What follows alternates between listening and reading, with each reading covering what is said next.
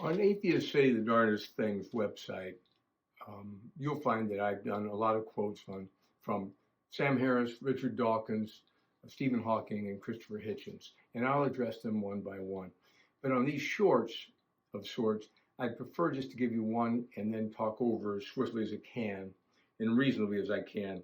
Now, here's Sam Harris again, and it says, if someone doesn't value logic, what logical argument can you provide to show the importance of logic?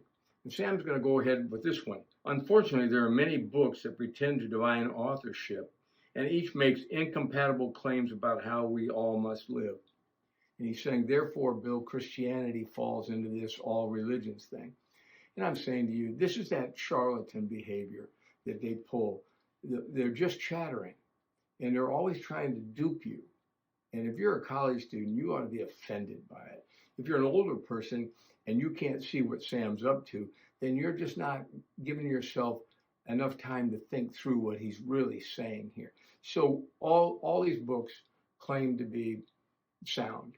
Well, all the people who talk about logic, suppose that books, instead of the books that claim to be sound religion and truth, suppose we go with Sam and his other guys. I'll line up 12 atheists. They will not have the same view on a lot of subjects.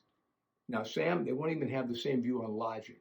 So Sam's view on logic is now the correct view, according to Sam. Why?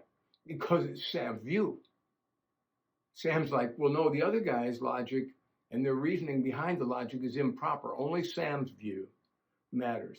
This is the oldest gambit in history.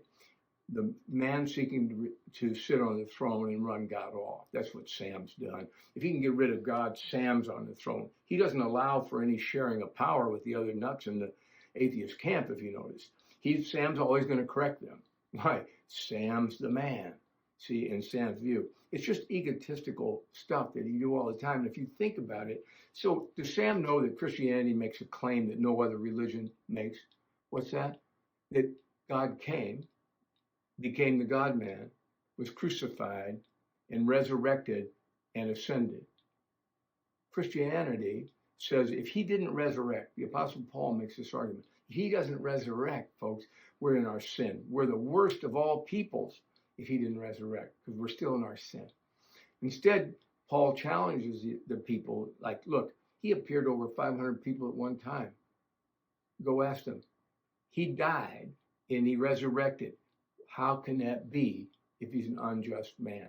What was he dying for? For Bill Moore's sin, for the sin of every believer.